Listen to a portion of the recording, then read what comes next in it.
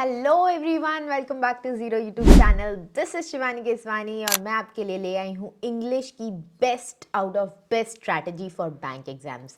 मैंने बहुत अच्छे अच्छे नंबर से इंग्लिश के सारे एग्जाम्स क्लियर किए हैं। आप सारे एग्जाम्स में मेरा इंग्लिश का स्कोर देखोगे तो आप स्टन्ड हो जाओगे एक बार के लिए कि इतना अच्छा स्कोर कैसे पॉसिबल है, कैसे मिनिमम रिसोर्सेज के साथ, ज़्यादा कुछ नहीं पढ़ना है, कम पढ़ के हम इंग्लिश में बहुत अच्छा स्कोर कर सकते हैं। वो स्ट्रैटेजी मैं आज आपको देने वाली हूँ और इस स्ट्रैटेजी से सबका फ़ायदा होने वाला है क्योंकि ये स्ट्रैटेजी आपसे बहुत सारी चीज़ें डिमांड नहीं करती है। तो बहुत ध्यान से सुनिएगा, पेपर पेन ले लीजिए, लिखते जाइए जो जो चीज़ें मैं बता रही हूँ और डेली बेसिस पे उसको फॉलो करते जाइए। चलिए शुरू करते हैं। तो यहाँ पे हम 2026 की जो इंग्लिश स्ट्रैटेजी है वो देखने वाले हैं।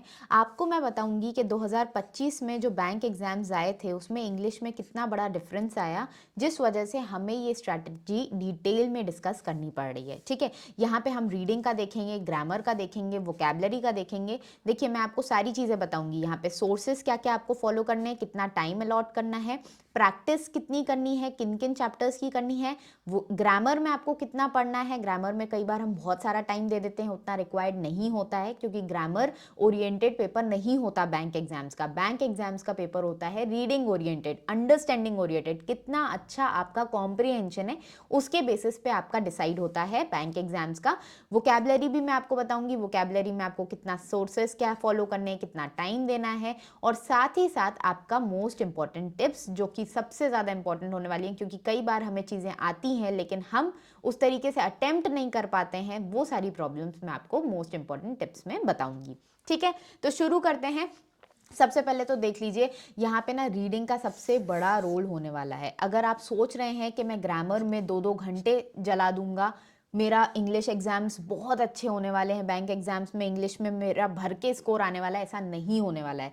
क्यों? क्योंकि इंग्लिश में आपको भी पता है कि कितना ज़्यादा रीडिंग ओरिएंटेड पेपर होता है। आपके चाहे आप आरसीज देख लो, चाहे आप क्लोज टेस्ट देख लो, चाहे आप पैरा जंबल्स देख लो, ये सारे रीडिंग ओरिएंटेड टॉपिक्स होते हैं। तो इसमें रीडिंग आपको भर भर के करनी है। अब रीडिंग करनी कहाँ से है वो भी मैं आपको बता देती हूँ। देखिए, सोर्स जो सबसे इंपॉर्टेंट सोर्स रहेगा वो आपका रहेगा न्यूज़पेपर एडिटोरियल। अगर आप चाहें तो बुक्स से स्टार्ट कर सकते हैं, बट स्लोली एंड स्टेडली आपको न्यूज़पेपर पे मूव करना पड़ेगा। ठीक है, क्यों करना पड़ेगा मैं आपको बताती हूँ। क्योंकि न्यूज़पेपर के एडिटोरियल से डायरेक्टली आरसीज आपके पूछे जाते हैं। ठीक है, मैं आपको बता रही हूँ बहुत सारे एग्जाम्स में जो आपका इंडियन एक्सप्रेस का न्यूज़पेपर है, हिंदू का न्यूज़पेपर है, वहाँ से डायरेक्टली आरसीज पूछे जाते हैं। तो ऐसा क्यों होता है? होता है तो होता है भाई, बैंक एग्जाम्स में आपको कहाँ से वो आरसीज पूछेंगे? सबसे अच्छा सोर्स उनके पास न्यूज़पेपर होता है।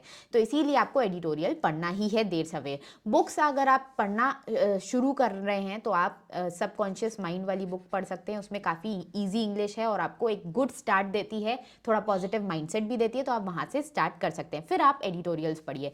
अब एडिटोरियल्स में मैं अपनी कहानी आपको बताऊं तो द हिंदू से मैंने स्टार्ट किया था।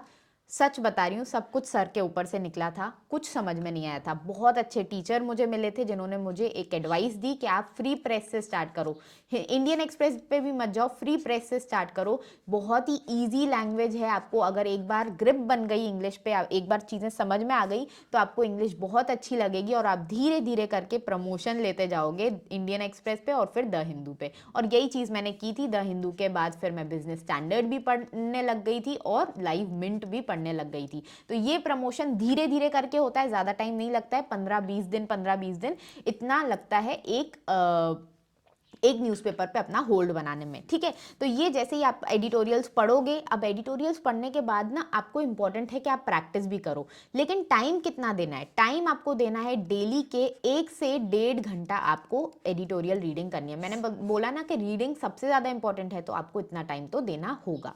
अब इसमें आप देखो, जितना भी टाइम दोगे आप कोशिश करोगे 4 एडिटोरियल्स तो आपको पढ़ने ही हैं। 2 आपके शॉर्ट वाले पढ़ोगे, 2 लॉन्ग वाले पढ़ोगे। क्यों?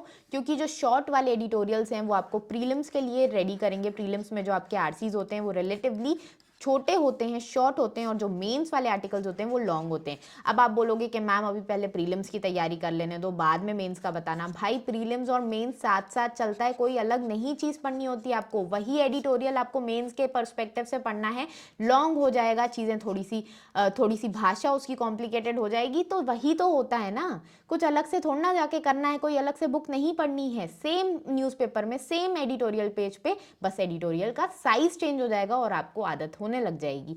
इसीलिए मैं बोल रही हूँ कि साथ साथ में प्रेपरेशन करो, ठीक है।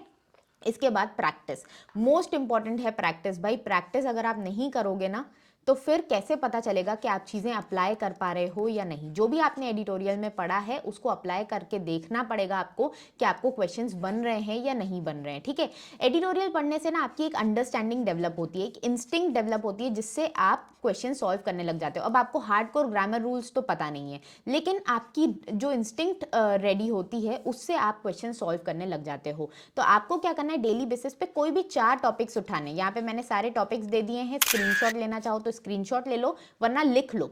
ये जो सारे टॉपिक्स है, इसमें से कोई भी 4 टॉपिक्स आप उठाओगे डेली बेसिस पे। जैसे मैंने आज मान लो फिलिंग द ब्लैंक्स वाला उठा लिया, फिर एरर डिटेक्शन उठा लिया, एक क्लोज टेस्ट उठा लिया, और फ्रेज रिप्लेसमेंट के 10-12 क्वेश्चंस उठा लिए। तो टोटल करके 40 क्वेश्चंस मैं एक दिन में करूंगी, ठीक है। रोज अलग अलग टॉपिक्स उठाने हैं, जिससे कि आपको हर टॉपिक का अंदाजा लगता जाए और धीरे धीरे करके चीजें समझ में आने लग जाएं। आपको मेंस भी कभी टफ नहीं लगेगा, क्योंकि मेंस ओरिएंटेड जो टॉपिक्स हैं आपके, वो हैं sentence completion, paragraph completion, paragraph summary, connectors, starters. ये सारे आपके मेंस पर्सपेक्टिव वाले, टोटल मेंस वाले टॉपिक्स हैं। प्रीलिम्स में बहुत कम पूछे जाते हैं। और साथ ही साथ आपका ये आरसीज तो होते ही हैं, साइज डिफर हो जाता है, थोड़ा सा लैंग्वेज कॉम्प्लिकेशन हो जाता है, क्लोज टेस्ट भी आपका मेंस में आता है, पैराजम्बल्स भी मेंस में आते हैं। मेंस में आता सब कुछ है, लेकिन ये कुछ ऐसे टॉपिक्स हैं जो सिर्फ मेंस में ही पूछे जाते हैं। तो रोज रोज आप एक टॉपिक भी मेंस का अगर उठा रहे हो, तो आप सोच के देखो मेंस की कितनी अच्छी तैयारी आपकी साथ साथ में होती जा रही है, ठीक है। अब बात कर लेते हैं ग्रामर की। ग्रामर के जो हार्डकोर रूल्स होते हैं उसको आपको रटना नहीं है। कैसे करना है फिर? ग्रामर को सिर्फ आपको सिंपल क्लास 6 से 8 तक की बुक्स आती हैं ग्रामर की, उसमें से कोई भी 1 साल की बुक उठा लो, उसमें से ये टॉपिक्स के बेसिक्स कर लो आप, और कुछ नहीं। मैं आपसे पूछूंगी कि नाउन क्या होता है, तो नाउन का मतलब आपको पता होना चाहिए, क्योंकि इसको अप्लाई कैसे करोगे आप, जब आप एडिटोरियल रीड करोगे ना, तो एडिटोरियल के जो सेंटेंसेज हैं, उन सेंटेंसेज में आप देखोगे कि ये नाउन है, ये प्रोनाउन है, ये एडजेक्टिव है, ये एडवर्ब है। ये आपको समझ में आना चाहिए। और ये कब समझ में आएगा? जब आपको उनकी मीनिंग्स पता होंगी, जब आपको उनके बेसिक कंसेप्ट्स पता होंगे, और कुछ नहीं। कोई हैवी कंसेप्ट, कोई डीप कंसेप्ट नहीं पता करना है, सिर्फ बेसिक बेसिक कंसेप्ट्स भी आपको पता होंगे, तो आप बहुत अच्छे से ग्रामर वाले जो क्वेश्चंस आते हैं, जो कोर ग्रामर वाले क्वेश्चंस आते हैं, वो भी सॉल्व कर ले जाओगे। तो आपको सिर्फ बेसिक्स कवर करने हैं, और साथ साथ में एडिटोरियल में उसका एप्लीकेशन करते जाना है, ठीक है। अब बात करते हैं वोकैबुलरी की। तो वोकैबुलरी को भी सेपरेट नहीं पढ़ना है, किसी बुक को उठा के नहीं पढ़ना है, कोई कॉपी नहीं बनानी है, डेली के 10 वर्ड्स उसमें नहीं लिखने हैं, और रिवाइज, क्योंकि रिवाइज तो अपन करते ही नहीं है। मेरे पास भी पूरी की पूरी एक कॉपी रखी हुई थी जो मैंने बनाई थी अपनी प्रेपरेशन के टाइम पे। मैं सच बता रही हूँ, उसको दोबारा मैंने कभी नहीं खोला। लिखती थी, सेकंड पेज लिखती थी, सेकंड पेज लिखती थी, और उसको कभी मैंने रिवाइज नहीं किया। इसीलिए इम्पॉर्टेंट ये है कि आपकी वोकैबुलरी हाथों हाथ रिवाइज होती रहे। उसके लिए तो जब आप एडिटोरियल रीड करते हो तो बहुत सारे आपको वर्ड्स मिलेंगे। उन वर्ड्स को आपको नॉर्मली जाके गूगल करना है, और गूगल करने में भी अगर जोर आ रहा है तो एक ऐप डाउनलोड कर लेना, मैग टैप करके नाम है उस ऐप का। उसमें जब आप अपनी पीडीएफ ओपन करोगे तो वर्ड को जैसे ही सिलेक्ट करोगे, उसकी मीनिंग, सिनोनिम्स वगैरह सब कुछ खुल जाएगा, और फिर आप उसको पढ़ लेना। नॉर्मल बस आपको पढ़ना है, रीड करना है, रटने की कोशिश नहीं करनी है। क्यों? हर एडिटोरियल में रिपीट होते जाएंगे, तो वो आपको ऑलरेडी दिमाग में फिट होते बैठेंगे। इसीलिए आपको अलग से रटना नहीं है, और सिंपल सिर्फ पढ़ते जाना है, ठीक है। इसके बाद अपन बात करते हैं मोस्ट इंपॉर्टेंट टिप्स की। अब टिप्स क्या क्या हैं? सबसे इंपॉर्टेंट चीज, हम क्या करते हैं, क्वेश्चंस को ज्यादा से ज्यादा अटेम्प्ट करते जाते हैं, ब्लाइंड गेसेस करते जाते हैं। भाई ये सारी चीजें नहीं करनी है, आपको अपनी इंस्टिंक्ट पे भरोसा करना है, अपनी अंडरस्टैंडिंग डेवलप करनी है। लेकिन शुरुआत में आप अटेम्प्ट्स कम करेंगे और एक्यूरेसी पे फोकस ज्यादा करेंगे। अगर आपकी एक्यूरेसी बढ़िया होगी, तब जाके ही आप धीरे धीरे करके अपने अटेम्प्ट्स को इंक्रीज करते जाएंगे, ठीक है। एक्यूरेसी पे पहले ज्यादा फोकस करेंगे। दूसरी चीज, अगर आप रेगुलरली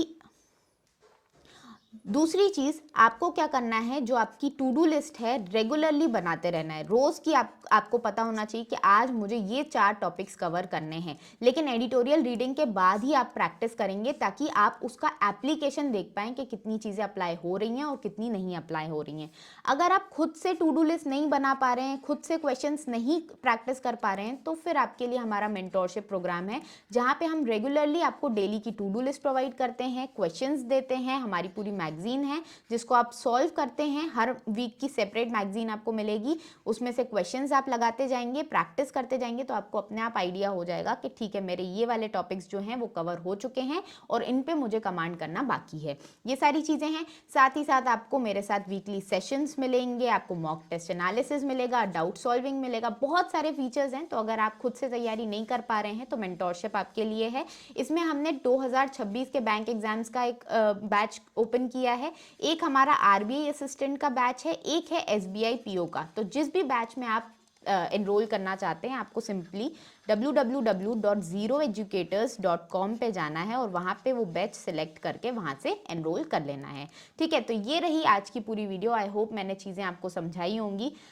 आपकी जानकारी के लिए ये वीडियो मैं दूसरी बार रिकॉर्ड कर रही हूँ। पहली बार जब रिकॉर्ड किया था तब रिकॉर्डिंग में कुछ प्रॉब्लम आ गई, जिसकी वजह से वो रिकॉर्ड नहीं हो पाया, बट कोई बात नहीं, इस बार सारी चीज़ें होपफुली सही रिकॉर्ड हुई हैं। और अब हम मिलते हैं नेक्स्ट वीडियो में। तब तक के लिए आप मुझे कमेंट सेक्शन में ज़रूर से बता दीजिएगा कि और किस किस सब्जेक्ट की आपको डिटेल स्ट्रैटेजी चाहिए। मैं जल्दी से जल्दी आपके लिए वो स्ट्रैटेजी लेके आऊँगी। प्लस ये वाली स्ट्रैटेजी आपको कैसी लगी वो भी कमेंट सेक्शन में ज़रूर बताइएगा। इस वीडियो में तब तक के लिए टेक केयर, बाय बाय।